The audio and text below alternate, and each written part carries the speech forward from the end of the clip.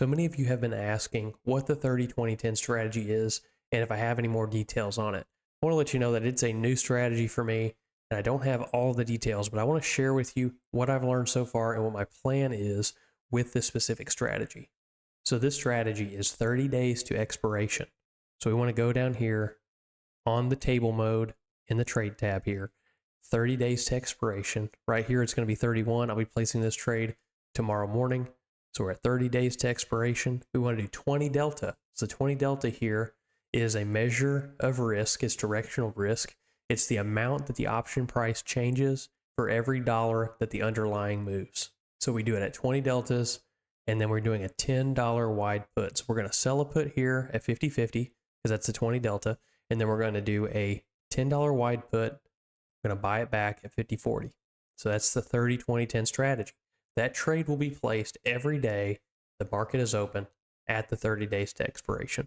You can place this trade on either the E-mini S&P 500 or the SPX. There's trade-offs for each one. The E-mini S&P 500 is a futures contract and it requires less capital. But if you do the SPX, it requires more capital and it's cash settled though. So it's a plus because you don't have to worry about getting assigned. You settle it at cash at expiration. So that's the big benefit for using SPX. The unfortunate side is you have to have enough capital to support this strategy.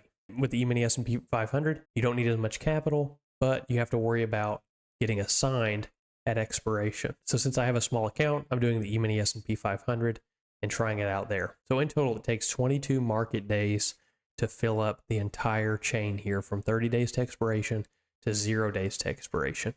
So by the end of this week, we will have the options chain filled up and I'll have orders expiring and I'll be able to collect the premium that I set 22 days ago and then moving them back up to 30 days to expiration. What my plan is as I collect enough money to open up another contract, I'm going to add a contract at the 30-day mark. So as soon as I collect around $400 to $500, that's whenever I'll add a contract to that position for the day. And so that's my plan, is to grow it as I make money on it. So it's going to be kind of like a business, right? You're starting a new business. You're wanting to take the profits that you make and reinvest it in the business. That's my plan for this strategy, is as I'm collecting that premium every day, I have enough for a new contract. I'm going to add that contract to the system. So the question is, what happens if my options contract is in the money? What happens there? And I haven't experienced that yet. This is a new strategy for me. I don't have all the details worked out. My plan is right now, if I have a put spread that's going to expire and it's in the money, I'm going to roll it out 2 weeks and I'm going to sell a call at the same option expiration. I'm going to use that premium that I collect on the call to drop my put down. So that's going to give me some more freedom there to drop that put spread down and then let it expire in 2 weeks. That's my plan. I don't know if it's going to work or not, but that's what I'm going to be trying out. And I'm hoping that you'll follow along with me, watch what happens, and I'm going to give you updates on those when they happen. Again, I don't know if this strategy is successful or not, but I'm trying it out. It's a very dynamic strategy, and so it takes someone to actually do it and go through it for it to work. I don't know of any other way to backtest this strategy just because of how dynamic it is. There's 22 positions that are open every day. Trades are expiring. New trades are being placed on every day. So it is very dynamic, but it is very mechanical.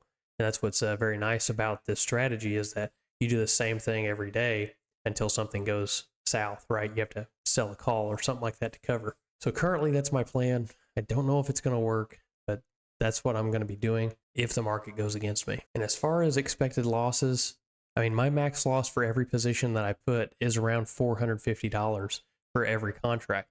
Here's where it gets risky. So here you can see on the curve mode that all my put positions are grouped together. Even though they're in different time frames, their prices are actually pretty close together. So if we do have a big move down in the E-mini S&P 500 and I'm in the money, I could potentially have many of my positions in the money at the same time. And that can be a problem for me because I need the capital to be able to sell calls and drop the puts down.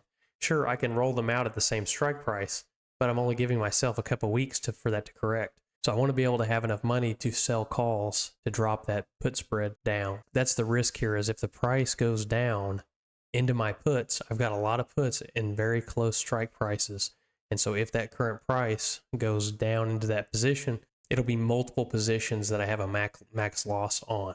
So that's the big risk here. That's the big unknown for me, is that if the market crashes or when the market crashes, what does this look like?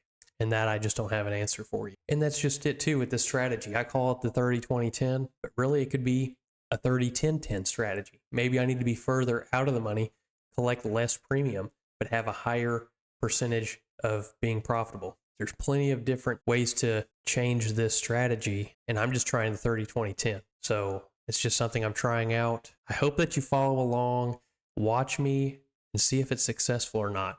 That's really the whole point of doing this, is so that you can watch and see the mistakes that I make, or if something's working, you can at least maybe learn something from it.